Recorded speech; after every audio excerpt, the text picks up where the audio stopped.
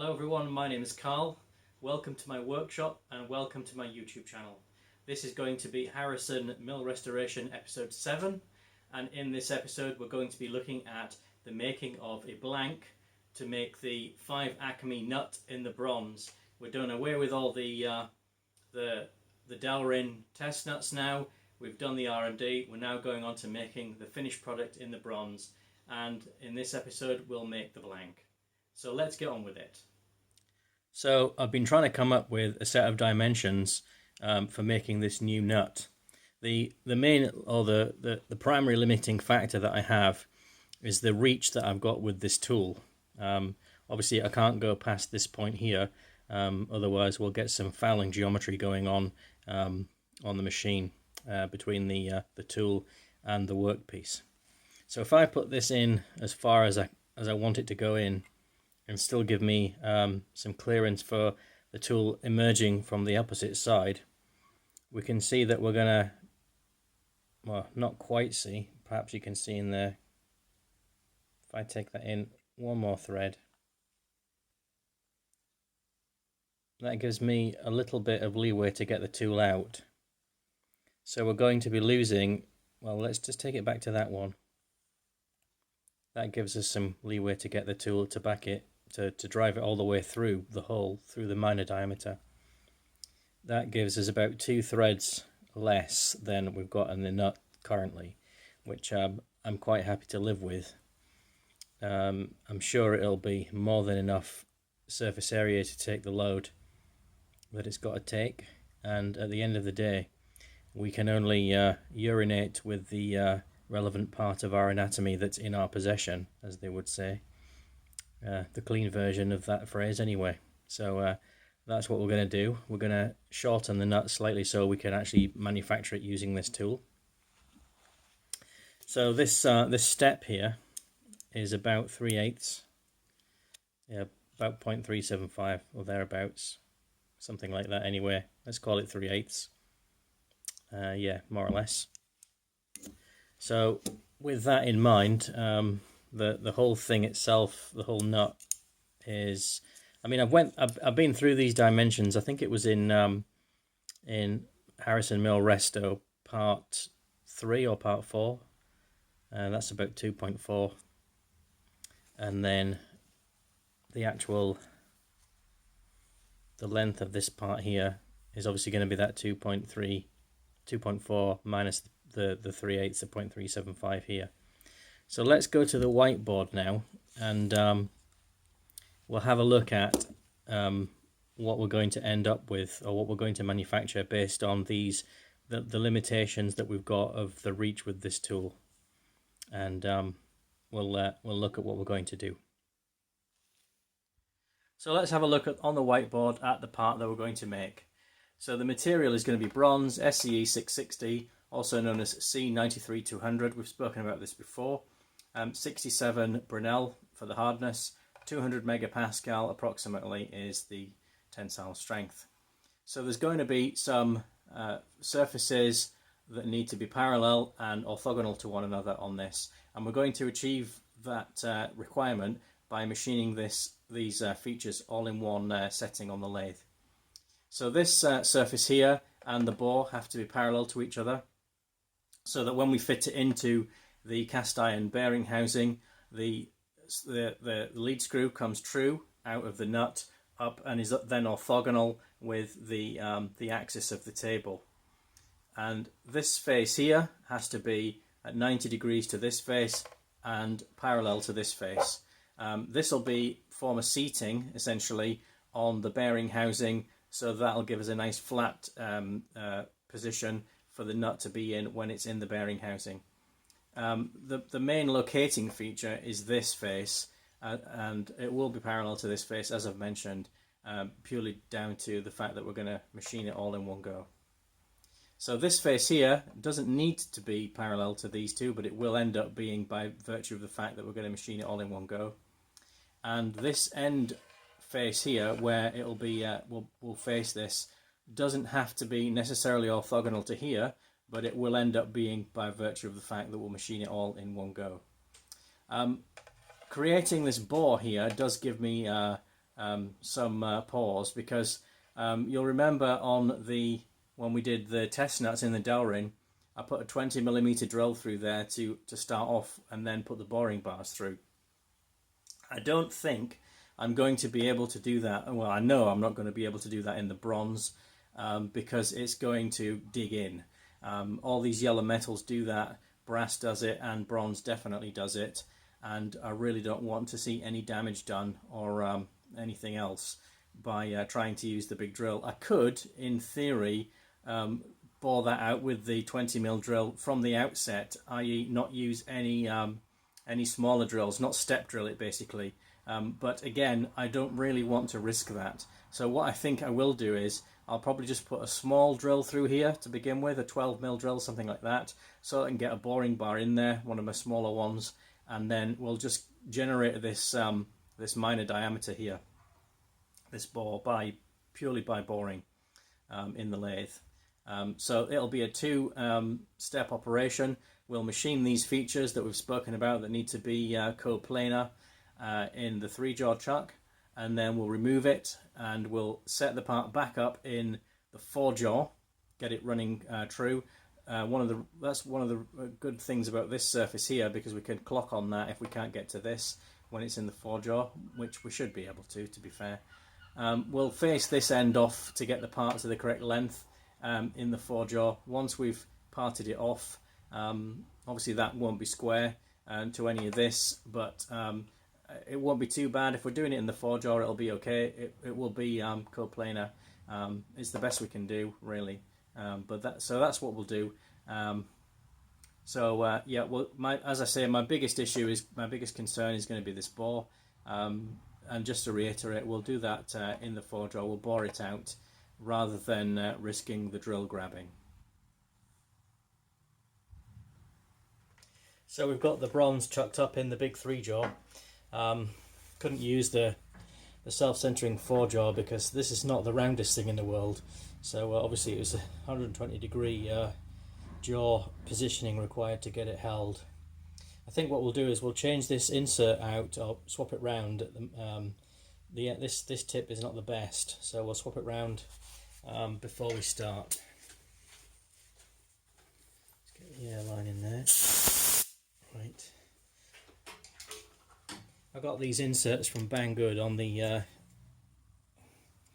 recommendation of Mr. John Mills, and they're really good. They're not the best in the world.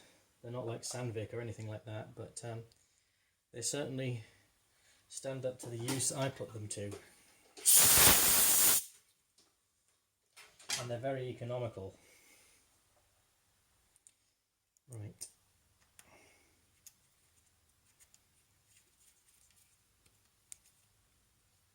There we go. So we'll get this touched off and we'll get a facing cut taken off this. I think I'm going to be running at about 600 RPM. We'll give that a go. 600.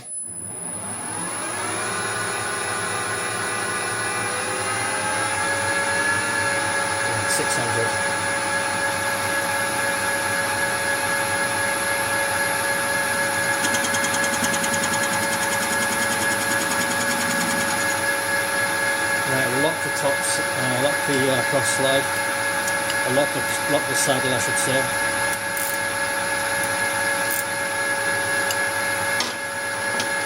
Put some cut on and we'll get a facing cut off this.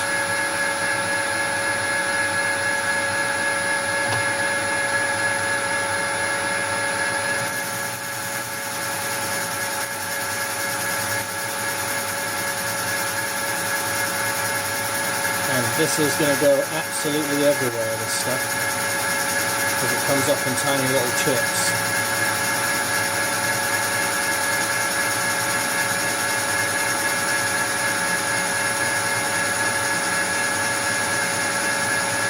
Hopefully that's going to clean up. It doesn't matter too much if it doesn't right to the centre, because we're going to blow that out anyway.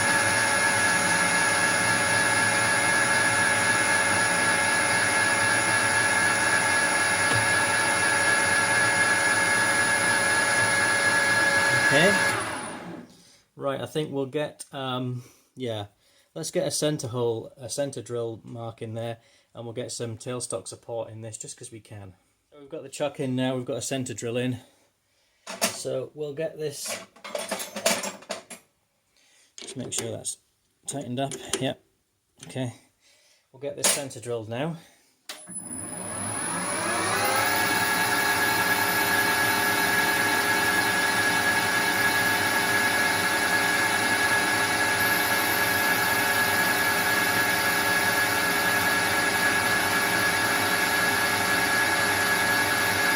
Just cutting this dry at the moment. It does kind of, by virtue of its makeup, have a fairly high lubricity anyway.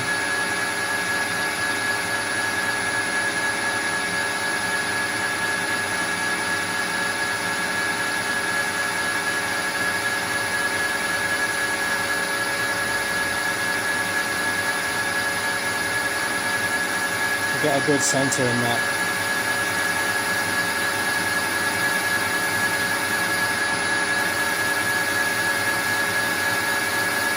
Just to give it some decent support for the turning operations. Not that I think it's going to require it, but well, doesn't like that.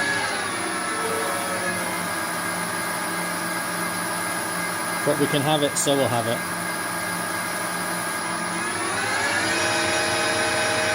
Right. So we'll get this chuck out, we'll get the centre in, and then we'll proceed with the turning. Okay, so we've got some tail support in now, and we need to take this external diameter down. That'll be our major diameter, which is going to be 2 inches according to our drawing. Now, the actual diameter of the stock is just about 40 thou over that, so really this is just going to be like a cleanup cut. If I can't get rid of these marks that have come from the bar feeder when this has been cut in the stock holders, I'll go a little bit deeper than that, but we're going to go with 40 thou initially, and that should get us down to our sort of 2 inch, which is a nominal dimension anyway. The other thing I forgot to mention is when I face this, I zeroed the DRO as well, so we've now got a datum from this face. So we'll go ahead and try and take 40 thou off this now. So we'll get a touch off first. Let's just unlock the saddle. There we are. Let's get a touch off on this.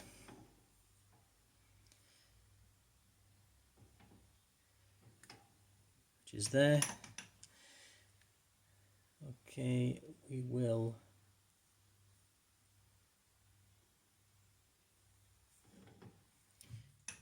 take that again actually. I'm not happy with that.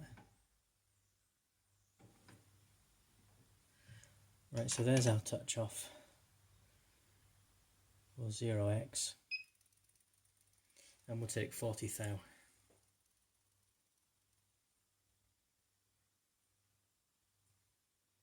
Which basically we're just going to take one cut, and that's going to get us our external major dimension. And we really don't need to worry too much about that. It doesn't have to be all that precise. Right, let's give it a go.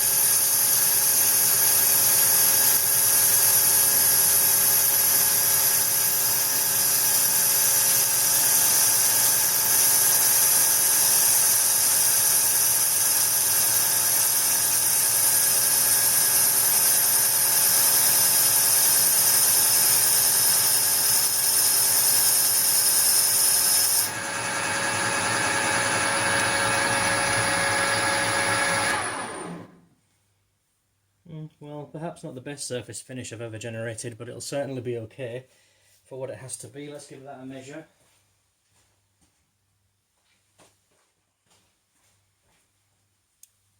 Let's see what we've got. Okay, so that's 1.9915. That'll do for me, that's fine. More than adequate. So next we need to take that down to a dimension of 1.545 for a distance of 1.92.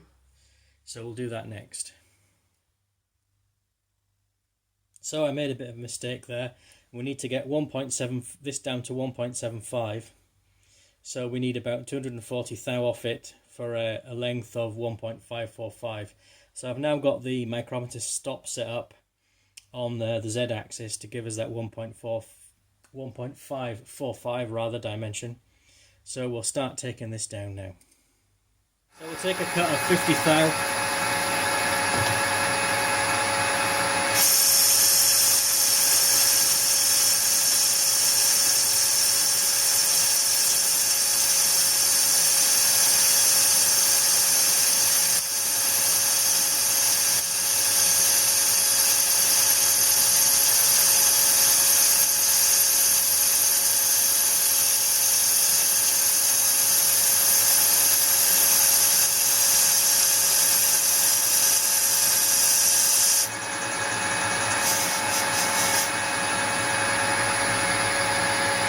And another 50 thou.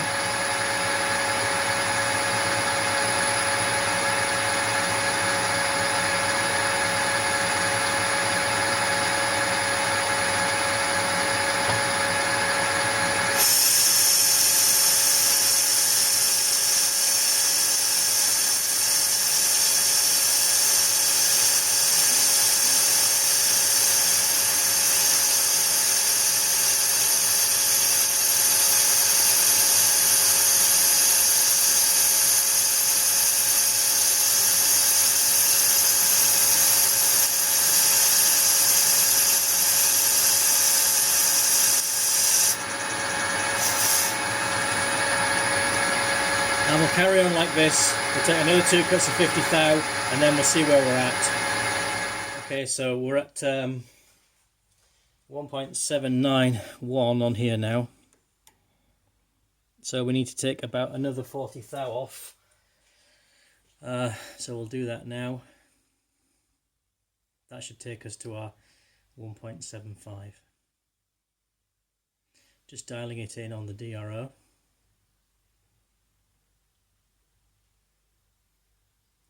Okay, that's 40 thou. Let's go for it.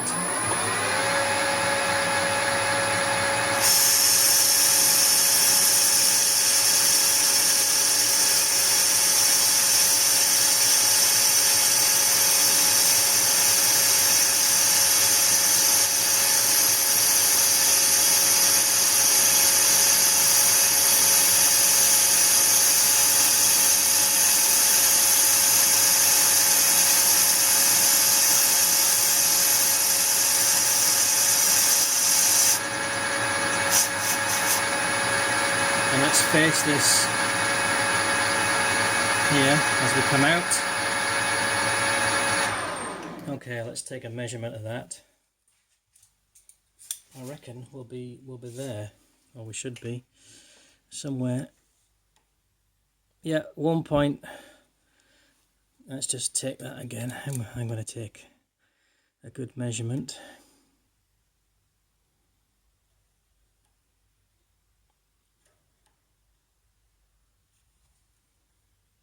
There we go. 1.7515. Let's do that again.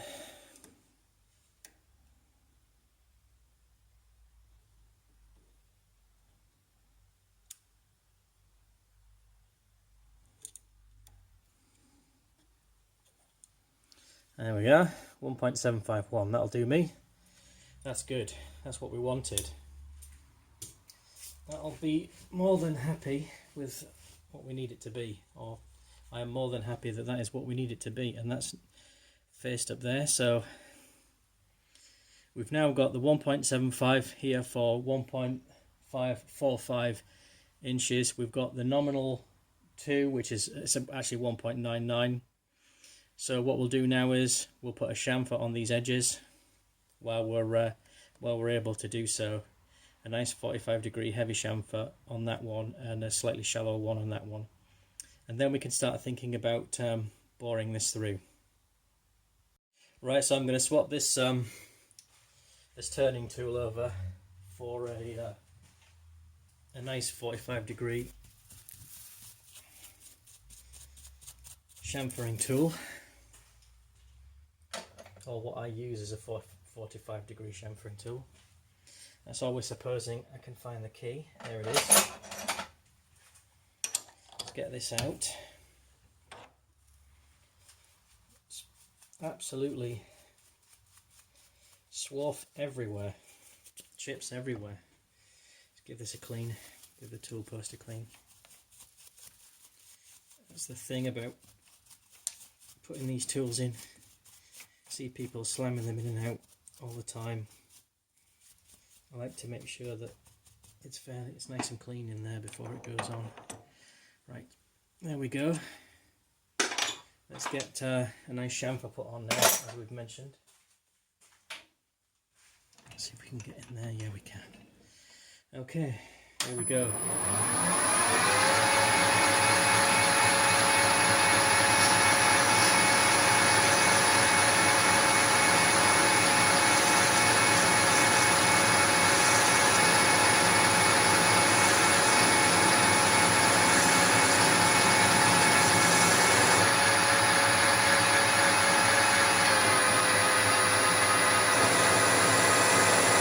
No, it doesn't like that, does it?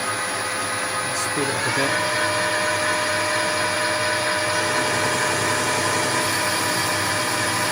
That's better. Okay, I'm happy with that. Right. I'm going to have to move my micrometer stop, so let's do that now. Just need to get a ratchet and a socket for that. Here we go. Right. Oh, wrong one. Helps if you get the right socketed Allen key for the job, which is still the wrong one. Come on. Come on, Wilson, switch on for goodness sake.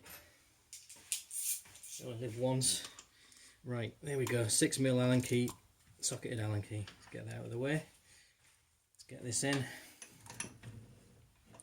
Get a nice little chamfer put on there. Nice little break edge. That'll do. Nothing spectacular. Right, the next job is going to be to get this board out. Still a little bit of an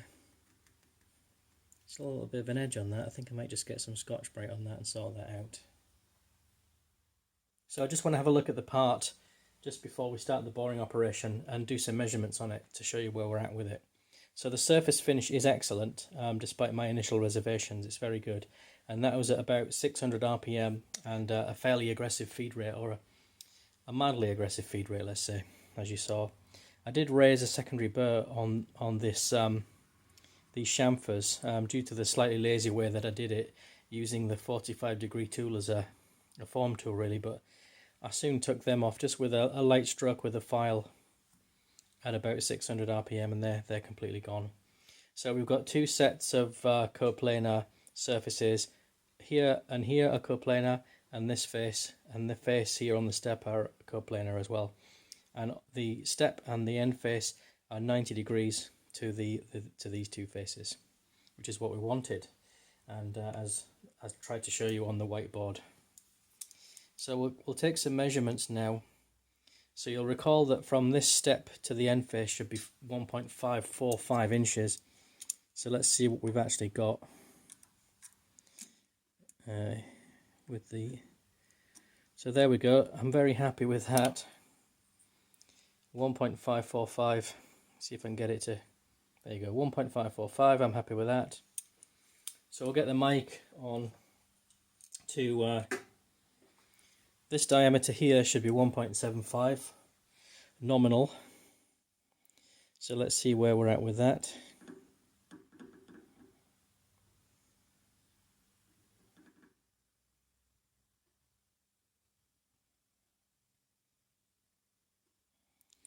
Okay, so that's good there.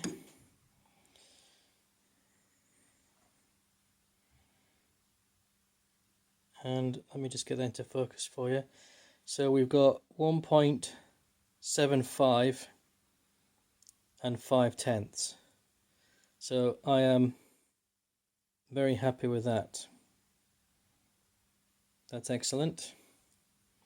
So now we'll take a look at this diameter, which should be well, I said nominally 2 inches, but the original was 1.99, so I'm happy with anything from sort of 1.9 to 2 inches really. Okay, let's see where we're at with that. Okay, so that is, let me just bring that in so you can see it. Come on, focus. 1.992 we're looking at there.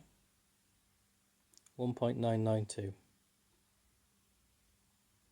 So very happy with the dimensions, with the finish, and with the relationship between these faces. So we'll get on now and we'll put a hole through this. I'm going to put a hole into here, the depth, to a depth of about 1.95 inches. That'll give me enough space to get the boring bar in, to bore it out to the correct core diameter, to the correct depth of 1.92 inches.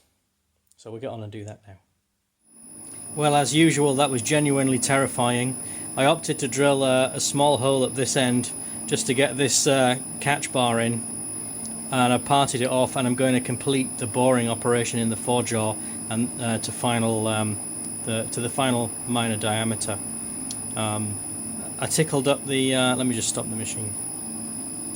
I tickled the parting tool up a little bit before I started doing this, but it did okay. Yeah, it's always a little bit one of those operations that's kind of fraught with nervousness, but it was fine. Anyway, you're handheld, so let's go and do something else where you're a little bit more stable. So we're handheld now with the usual disclaimer. So as you saw, I put the 12mm drill through this. I really didn't want to go any bigger than that, and I could feel that 12mm grabbing as I started it, but I managed to get it through without incident. So that'll be big enough for me to get my one of my smaller boring bars through there. So we'll open this up to the minor diameter for the thread using the boring bars, and I've got also to face this parted off end. You saw me part this off, so we need to take 12 thou off that to get the blank down to the length that we want of 1.92 inches. And we'll also put the chamfer on this edge. We'll do that as well before we start the boring operation. So as you can see, this is now set up in the forejaw, and it's nice. It's concentric. I'm happy with where it's at. It's maybe a 1/10 in it, but it's good. It's absolutely fine. So we'll get on. We'll face this end, and we'll put this chamfer on, and then we'll get on with the boring operation. So with the help of the micrometer stop, I've set up a cut and on the DRO as well of 12 thou to take the requisite amount of material off here to get this the blank down to 1.92 inch dimension. So a 600 RPM again. I'll set the machine going, and we'll take the cut.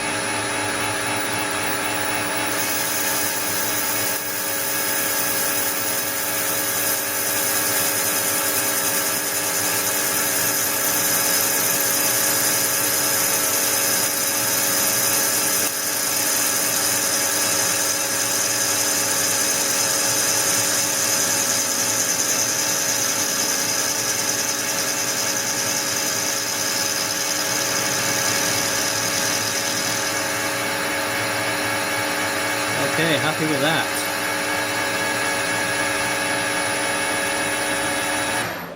Right, we will. The next thing we're going to do is put the chamfer on, but I think before that we will have some lunch. So let's get to it after lunch. Okay, so that's me back from lunch. If you're interested, I had vegetable soup with some nice bread, and very tasty it was too. So now I'm in a position. I've got the top slide rather set over at 45 degrees.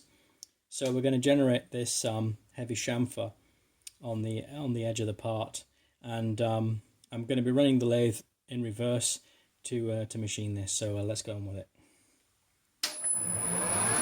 The other reverse, 600 RPM again.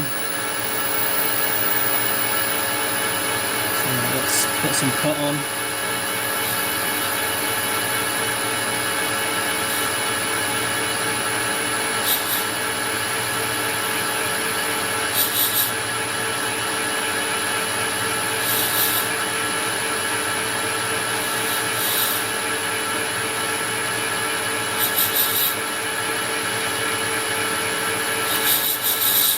Just hand feeding on the top slide.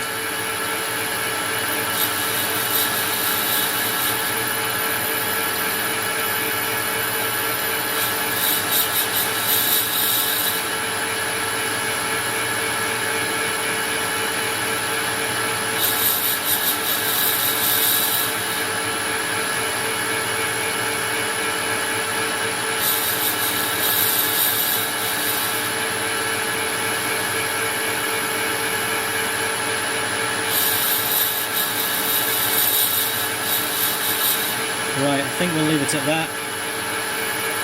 I'm very happy. Right. Now that should not have raised any secondary burrs, just very slightly perhaps on the front there. There's a little, but we'll take that out with some Scotch-Brite, I think. I don't even think we'll need to run a file over that. Okay, so the next job is going to be get the boring bar set up, and we'll get started on generating the internal diameter. Okay, so we've got this, the minor diameter now is out to about 0.864, which is just a shade over 21 mil. So we can get the bigger boring bar in there now and take this out to 0.912, which is what we want for our design minor diameter to start generating the thread in there. This small boring bar is of necessity stuck out quite a long way, and I just want to show you something. I've actually set it over to about 5 degrees on the top slide because it was singing like a canary going through there. I slowed the speed right down to about 350 RPM, and I slowed the feed down as well. You'd think that you'd need a higher speed, and because of the peripheral speed in here, but yeah, not the case in this instance because it was really resonating. So I needed to do something about that. But this setting the top slide over to an angle really rigidizes boring bars. It's a good tip to do that. Basically, try and set it over as much as your insert will allow, or the tip on your boring bar will allow, or the hole will allow you to get it in there, essentially. And what I'll do is, at some point, I'll show what the mechanics are behind that on the whiteboard. But setting a boring bar over to an angle does stiffen it up a good deal, and it's always worth giving it a try if you're having problems with chatter on long boring bars. But what we'll do now is we'll get the bigger bar in there now that we've got the hole opened up, and we need to take about 47 thou out of this to get to our design dimension of 0.912. So we'll do that now. So I've just taken a 23 thou pass through the bore with Clarence's bigger brother, and you'll see that sharp-eyed viewers will notice that Clarence is sporting a nice new CCMT insert. There was a CCGT in there before, I believe it was, which has got a bit more rake on it than this one has, so I swapped it over to this one because a slightly less rake, or a flat rake, or zero rake rather, is supposed to be better for the bronze. This has got some rake on it, but not as much as the CCGT had. So probably didn't make that much difference, but better to do it the right way, I guess, or as close to the right way as you can. These inserts are the same ones that John Mills goes on about on his excellent YouTube channel, so thank you to him for me being able to have these, basically, and know about them. So let's put a measurement there. Let's put the telescoping bore gauge in here now. We'll take a measurement and see where we're at with this. I've got a feeling it's you know, we're getting close now.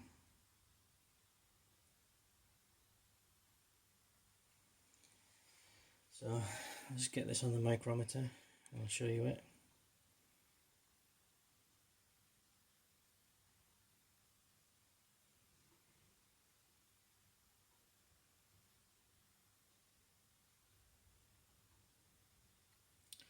Okay, so what we've got there is 0.898. I'll just try and get this to focus and show you. There we go. So that is 0.898. So we need about 14 thou out of it. So we'll do that next. Okay, so last cut going through now, as I said, about 14 thou.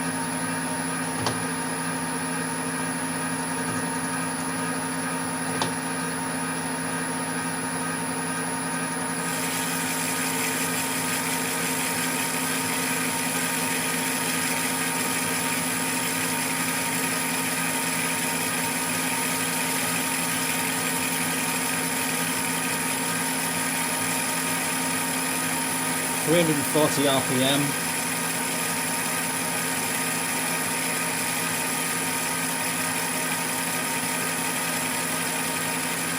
On the slowest speed I can do, which is about 0.05 millimeters per revolution with this gear set. It's not quite, because I've got the 63 tooth gear in, but it's somewhere near.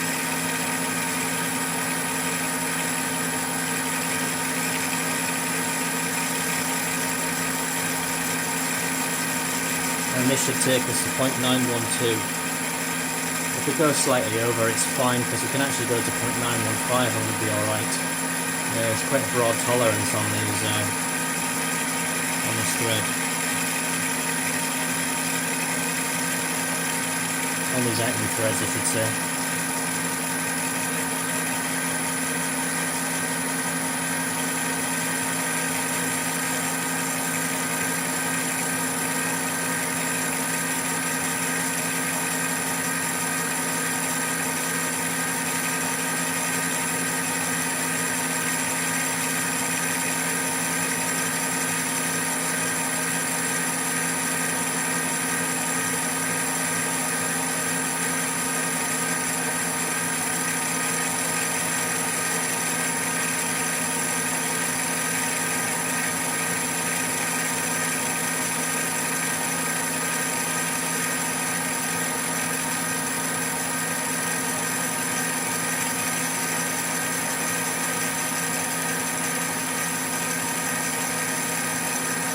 I've been cleaning up the layers between each cut, purely and simply because I don't want to get any of this granular swarf trapped in any of the sliding surfaces.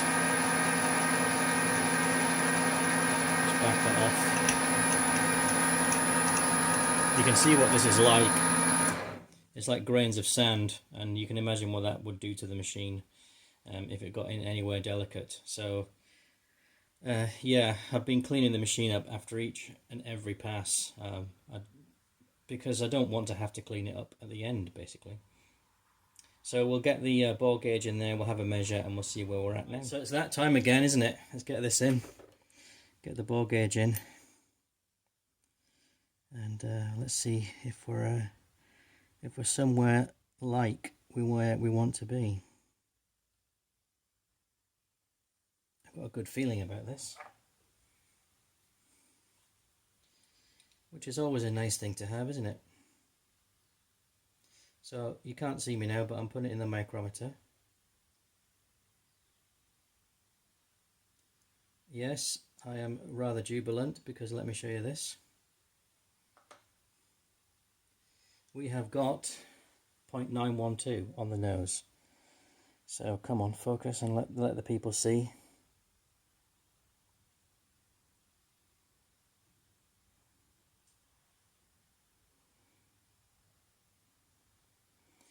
So that is 0.912, which is what I wanted. When it focuses, yeah, there you go, 0.912. I'll take this over to the bench and I'll show you. No funny business. So you're going to stay recording. I'm going to go handheld. Let's go over to the bench. I'll put the micrometer down on a nice, well, a reasonably white piece of paper without moving it, and I will show you what we have. If I can focus on it.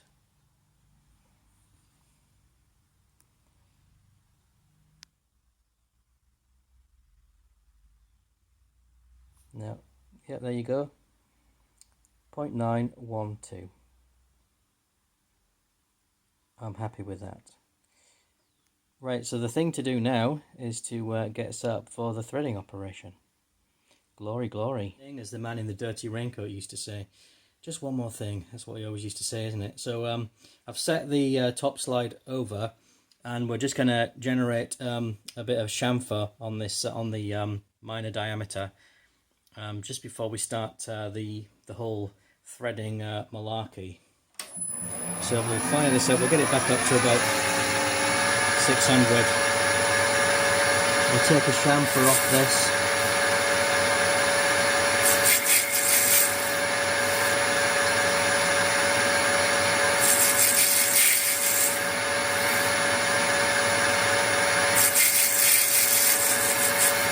Okay, I'm pretty happy with that. We'll call that good. Okay, so the next thing we're going to do is strip the boring assembly, or strip the boring arrangement down. We'll get set up for putting the threading bar through there, and hopefully generate a nice 5 Acme thread in this lovely bronze nut. So there you go, folks. We've now made the blank in the bronze for the 5 Acme nut, and then in the next episode we'll be moving on to put the thread in it like we did with the Delrin test nuts. And I really hope you've enjoyed this episode. I've certainly enjoyed making that blank and getting it to the dimensions as I specified on the drawing behind me here. If you're new here, if you've just stumbled across this benighted part of the internet, my little corner, then please consider subscribing to me and have a check out of my other videos. And if you are an existing subscriber, thank you very much indeed for sticking with me. We're now up to 250 subscribers, so the channel is really starting to grow now, which is good. It's what I always wanted, and it's spurring me on to new heights. You know, it's given me the impetus to carry on and improve things. So thank you very much for that. So we'll see you all again soon on the next episode, when we will be, as I say, cutting the thread. So stay tuned for that.